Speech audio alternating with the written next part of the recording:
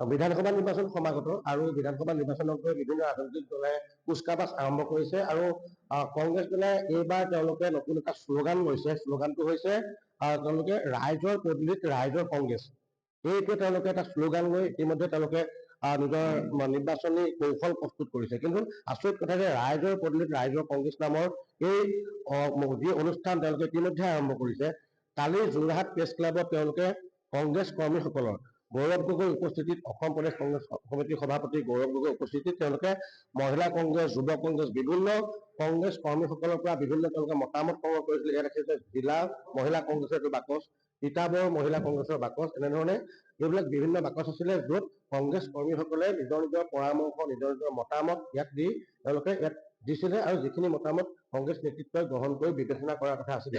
কিন্তু তাৎপৰ্যপূৰ্ণ কথা যে ইয়াতে তেওঁলোকে মতামত গ্ৰহণ কৰিলে আৰু শেষত সন্ধ্যা প্ৰায় 7:30 বজাত তেওঁলোক ইয়াৰ পৰা গুচি গ'ল, কংগ্ৰেছ নেতৃত্ব গুচি গ'ল, গৌৰৱ গগৈ গুচি গ'ল। কিন্তু তেওঁলোকৰ যি মতামতৰ বাকচ এতিয়াও আজি পুৱাও যোৰহাট প্ৰেছ ক্লাবত এনেধৰণে পৰি আছে। আৰু এইসমূহ তেওঁলোকৰ শ্লোগান আছিলে, কি আছিলে, কোনে কোনে এনেধৰণে লিখিছিলে, ইয়াতে এইবিলাক আছিলে, কিন্তু এইখিনিও তেওঁলোকে ইয়াতে পৰি গুচি গ'ল। আৰু ইয়াক লৈ ব্যাপক প্ৰতিক্ৰিয়া সৃষ্টি হৈছে, যিহেতু তেওঁলোকে মতামত গ্ৰহণ কৰিছিলে ৰাইজৰ, বা ৰাইজে কি কয়, ৰাইজৰ মতামতখিনি কংগ্ৰেছ কৰ্মীয়ে তেওঁলোকে গ্ৰহণ কৰিছিলে আৰু কংগ্ৰেছ কৰ্মীসকলে ইয়াতে নিজৰ নিজৰ মতামত সন্নিৱিষ্ট কৰিছিলে। তিতাবৰৰ বিধায়ক ভাস্কৰ বৰুৱা আছিলে, এইটো তিতাবৰ সমষ্টিৰ বাকচ, তিতাবৰ মহিলা কংগ্ৰেছৰ বাকচ। কিন্তু তেওঁলোকে এই বাকচখিনি খুলি চোৱাটো দূৰৰে কথা, বাকচখিনিত কি আছে সেয়া চোৱাটো দূৰৰে কথা, বাকচখিনি প্ৰেছ ক্লাবৰ চৌহদতে ইয়াতে পেলাই থৈ গুচি গ'ল আৰু এতিয়া আজি পুৱালৈকে এইখিনি ইয়াতে পৰি আছে। আনকি তেওঁলোকে যি ইয়াতে তেওঁলোকৰ অনুষ্ঠান আয়োজন কৰিছিলে, অনুষ্ঠান আয়োজন কৰি যিখন কাৰ্যসূচী আছিলে, এইখন দেখিছে যোৰহাট প্ৰেছ ক্লাব, তেওঁলোকে কাৰ্যসূচীখনো, এই কাৰ্যসূচী যিখন আছিলে এখিলা কাগজত কাৰ্যসূচী লিখিছিলে, সেইখনো ইয়াতে পেলাই থৈ গুচি গ'ল। এতিয়া ৰাইজৰ পদূলিত ৰাইজৰ কংগ্ৰেছ তেওঁলোকে শ্লোগান দি যি মিছন আৰম্ভ কৰিছিলে, এই ৰাইজৰ মতামত তেওঁলোকে গ্ৰহণ কৰিব বিচাৰিছিলে কংগ্ৰেছ কৰ্মীসকলৰ পৰা, আৰু সেই কংগ্ৰেছ কৰ্মীসকলৰ মতামত এতিয়া তেওঁলোকে এনেকে ক'বলৈ গ'লে ডাষ্টবিনত পেলাই থৈ গুচি গ'ল। সহযোগী সাংবাদিক আছে, কালি নিশা উপস্থিত আছিলে, তেওঁক কি দেখিছিলে আমি তেওঁৰ পৰা জানিব বিচাৰিম। তেওঁলোকৰ মতামত গ্ৰহণ হ'ল, মতামত গ্ৰহণৰ পাছত তেওঁলোকে গৌৰৱ গগৈ সাংবাদিকক সম্বোধিলে আৰু সাংবাদিকসকল প্ৰেছ ক্লাবৰ পৰা গুচি গ'ল। কিন্তু কিছু সাংবাদিক ইয়াত আছিলে, তেওঁলোকে দেখিলে যে তেওঁলোকে কংগ্ৰেছ কৰ্মীৰ পৰা যি মতামত গ্ৰহণ কৰিছিলে, ৰাইজৰ মতামতখিনি কংগ্ৰেছ কৰ্মীৰ জৰিয়তে গ্ৰহণ কৰিছিলে আৰু বিভিন্ন বাকচত তেওঁলোকৰ মতামত সন্নিৱিষ্ট কৰা হৈছিলে, মতামতৰ বাকচ এইখিনি। কিন্তু নিশা সকলো গুচি যোৱাৰ পিছতে কিন্তু যোৰহাট প্ৰেছ ক্লাবত তেওঁলোকৰ মতামতৰ বাকচসমূহ এৰি গ'ল। এইটো জিলা কংগ্ৰেছৰ, এইটো তিতাবৰ কংগ্ৰেছৰ আৰু এটা বাকচ জিন্তু ডেকা ফুকন আছে আমাৰ সহযোগী সাংবাদিক, জিন্তুৱে প্ৰত্যক্ষ কৰিছিলে।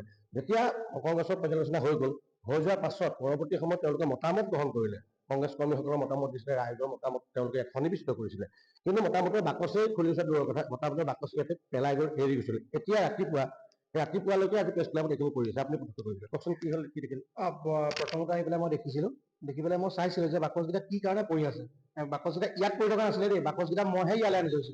বাকচকেইটা প্ৰথমতে এই চাউণ্ড বক্সৰ ওপৰত দুটা পৰি আছিলে, দুটা পৰি থকা দেখি এটা ইয়াতে আছিলে। তাৰপৰা মই দেখিলো যে কিহৰ বাকচ, চাওঁচোন, চাই পেলাই দেখিছো যে ৰাইজৰ মতামত। আৰু এই যিবোৰ ৰাইজৰ মতামত দিছিলে, এই মতামতবোৰ আছিলে ৰাইজৰ কিছুমান অভিযোগ আছিলে, যে কি কি অভিযোগ আছিলে, ৰাইজৰ মতামতবোৰ লৈছিলে, গৌৰৱ গগৈ ডাঙৰীয়াই নিজে লৈছিলে। আৰু তাৰপিছত কংগ্ৰেছ কৰ্মীসকলৰ মতামত লৈছিলে কংগ্ৰেছ কৰ্মীসকলৰ। এইটো দেখকচোন, এইটো জিলা মহিলা কংগ্ৰেছৰ আছে, এইটো তিতাবৰ মণ্ডলৰ আছে, এইটোৱে তেওঁলোকৰ অভাৱ অভিযোগবোৰ লৈছিলে। লোৱাৰ পিছত দেখিবলৈ গৈছে যে ইয়াত নামো আছে, কিছুমান নাম দি থোৱা আছে, আপুনি দেখিব যে ইয়াত তেওঁলোকৰ পৰামৰ্শ আছিলে, পৰামৰ্শ আছিলে, কাৰ কাৰ কি পৰামৰ্শ আছিলে দিবলৈ তেওঁলোকৰ সুবিধা দিছিলে। ইয়াত তিতাবৰ এনেকে আছে, নাম আছে, নাম্বাৰ আছে। তাৰপিছত কি হ'ল, দেখিছো আহি পেলাই এইটো পৰি আছে। গৌৰৱ গগৈ ডাঙৰীয়াই এই বস্তুখিনি লৈ যাব লাগিছিলে। প্ৰথম কথা যে তেওঁ কি ৰাইজে কি বিচাৰিছে, কি বিচৰা নাই, তেওঁ সেই প্ৰথম কথা সেইটো চোৱাই নাই একেবাৰে। মানে এইখিনি পেলাই যোৱা, মানে এইখিনি কৰিবলৈ কাৰণে তেওঁলোকে এনে কৰিলে, কিন্তু মতামত খুলি চোৱাটো দূৰৰ কথা, বাকচে পেলাই। বাকচটোত তেওঁলোকে বাকচটো যেতিয়া দিছে, বাকচটো তেওঁলোকে লৈ যাব লাগিছিলে, প্ৰথম কথা।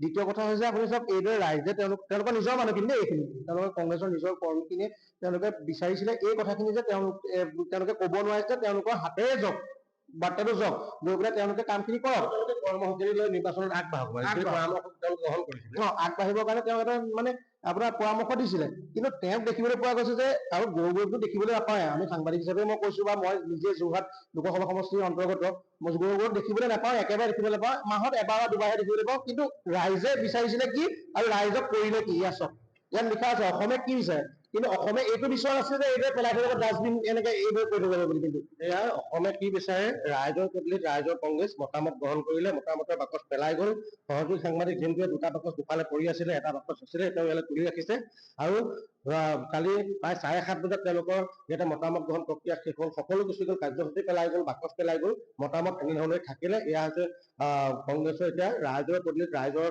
কংগ্ৰেছ যি শ্লোগান দি তেওঁলোকে আগন্তুক নিৰ্বাচনী যি ৰণদংকা বজাবলৈ চেষ্টা কৰিছিলে কিন্তু তেওঁলোকৰ প্ৰকৃততে সদিচ্ছাৰে নাই তেওঁলোকৰ যে ইয়াখিনি গতানুগতিকভাৱে মানুহক দেখুৱাবলৈহে কৰিছে সেই কথা কিন্তু এতিয়া প্ৰমাণ হ'ল যিহেতু তেওঁলোকে খুব কংগ্ৰেছ কৰ্মীসকলৰ পৰা মহিলা কংগ্ৰেছৰ পৰা যুৱ কংগ্ৰেছৰ পৰা গ্ৰহণ কৰা মতামতৰ বাকচ যোৰহাট প্ৰেছ ক্লাবত কালি এনেধৰণে পেলাই থৈ গুচি গ'ল